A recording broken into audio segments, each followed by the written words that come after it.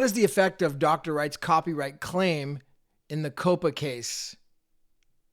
All right, so I'm going to break this down right now. This was relatively confusing, and it's not until now, thanks to Zem Gao, he directed me to the proper information, and I really see what's going on.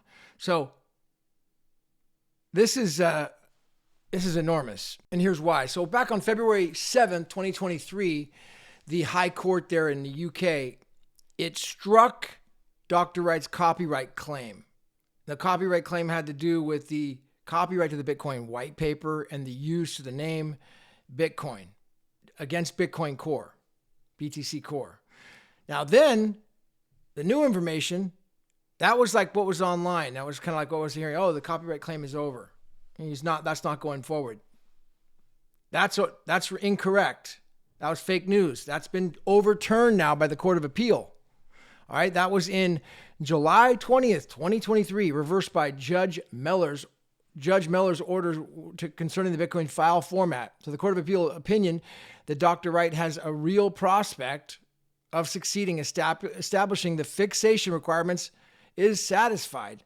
So Lord Justice's opinion is long, and I'm not going to read the whole thing, but ultimately what happened was they reversed the copyright claim and sent it back and said it's going to go to trial. So it survives and it's going to be heard in January at the COPA trial. Now, what does all that mean and how it could affect BTC? You know, what people think is, a lot of people maybe watch this video think is Bitcoin. Well, this is really important that you hear this and you're hearing this now so you could at least understand the risks involved and make your own decision. Because the COPA case comes out of Dr. Wright's, if it comes out in Dr. Wright's favor on the copyright claim, all right, losing it could be absolutely devastating to the BTC community. BTC, what people think is Bitcoin, a lot of people mainstream, $700 billion market cap. That's not million, that's billion. $700 billion market cap. That's hard to believe. I mean, the reason they could devastate the BTC community is this copyright claim, now that it's succeeding and it's going to be heard, is that it affects specifically Coinbase, Blockstream, Copa, the BTC Core.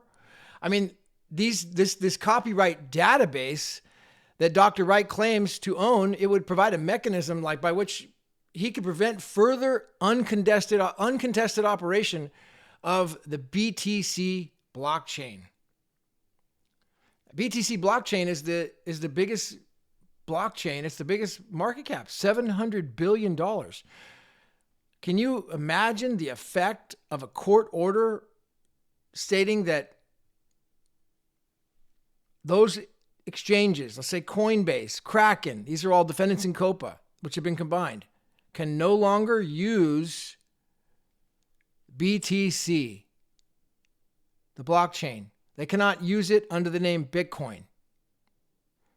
Okay, that's catastrophic. I mean, that's a $700 billion market cap. What would that even do? I mean, that's like apocalyptic, man. This is rather. I mean, this case is so big. It's definitely, there's so much on the line here for people. Now, let me just flip the table a little bit, because you've got, on the other side of the coin, you've got little old tiny it's called Bitcoin Satoshi Vision. Just a little old guy, little David. He's just a nobody. Less than $1 billion market cap, harmless, not on any exchanges, kind of the redheaded stepchild of the entire crypto industry. Everybody hates him. They've got Craig Wright, who's being sued at the head of this entire thing. People that just talk bad about him and slander him. So what could possibly happen to this place? I've got to give credit to Zem Gao. His writing is absolutely brilliant, and I'm going to post his articles in the link here so you guys can read them yourself. But interpreting what he's saying is that ultimately the effect on the BSV, the Bitcoin Satoshi Vision community, of the case being lost by Wright and won by Copa really couldn't get any worse than it already is. I mean, the price is what at, I don't know what it's down, 90% since originally it's high. I mean, it's already way down. And there's already a lot of discontention, but the utility of the project is amazing. It works tremendously. It does the most transactions out of any other project by a long shot.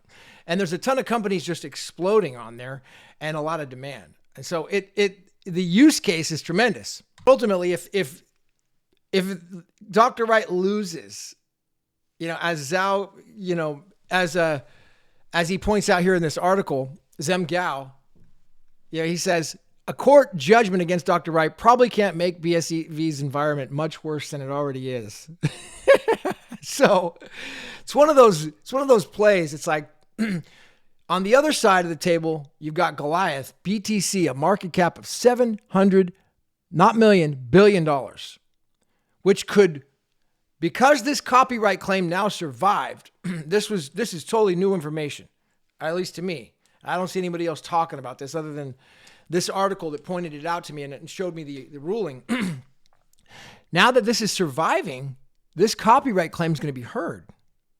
So therefore, the effect of that, and now let's think this through and strategize it a little bit. So before the copyright claim is really going to be decided, the first thing that's going to be decided is whether or not Dr. Wright is Satoshi Nakamoto. All right. So, and if in fact the court finds he is, he would likely succeed on the copyright claim. I mean, it's a natural symbiotic relationship here. So the identity of Satoshi Nakamoto right now is, if they find that he is Satoshi at the hearing, I would say it's more likely than not that he's going to succeed on the copyright claim. I mean, that this would allow Dr. Wright to prevent further enforcement, further uncontested operation of the BTC blockchain by enforcing his copyrights against the database. And I mean, Coinbase is a publicly traded company. They're going to follow what the court says, whether they like it or not. They're going to follow the law. They have a duty to their investors. They have to follow whatever the outcome of this case is. And where they go, the rest of them are probably going to go as well. Kraken and the others are also going to likely have to follow the law of this case. And the law meaning whatever this case decides.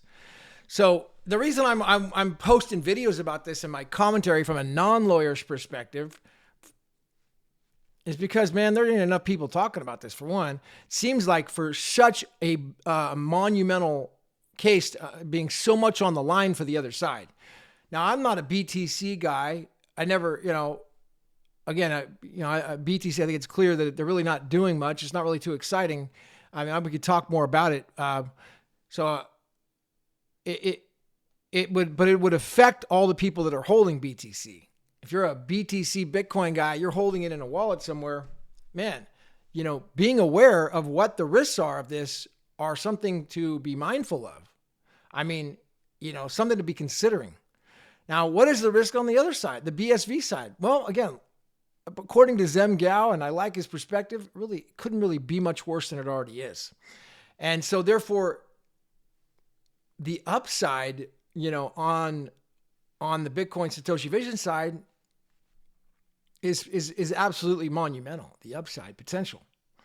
And the downside, I see there's really no upside. I mean, there's very little upside for BTC. If they win this, I mean, there's probably some upside, but it's not monumental upside. I mean, because the Bitcoin Satoshi Vision is still going to go on. They're going to continue doing the most transactions ever. Wright's still going to be getting his degrees and doing talks. It's not going to affect it's not going to affect daily operations. Okay. But on the other side, this copyright claim, again, if he's determined to be Satoshi, the copyright claim then is heard. More likely than not, he will succeed on the copyright claim. So there's more to talk about on this. And so, but this is just something that I had to get out there right now because I'm going to post the links in here. I recommend people read this. You could read into the cases as well. He did a good job at directing you where you can read the actual case rulings from the court's website. So if people who like to read, any freaking what they call legal beagles out there, nerds, like myself that freaking, get absorbed in this stuff. hey, there's a lot on the line. There's a lot at stake here. So I think people should really, I want to get it out there, do my part. So at least I can say, hey, I told you so. I gave you notice to people who are holding BTC. There's a huge risk, man. This is a huge risk. And back to the Coinbase initial offering and the IPO, it specifically said in that offering that, hey, we have a massive risk. There's a line, I did a video on it a couple days ago, and they said there's a massive risk to all investors of Satoshi coming forward and claiming the copyright and is moving his coins. Well, guess what? Satoshi's coming forward. That's what's happening right now. They're saying he's not. He's saying he is. Satoshi is coming forward. What's going to be decided in January will decide this outcome. And this is arguably the biggest financial court case of our time. So this is Gavin. Mehl. Like, comment, subscribe. And I'll see you at the freaking top.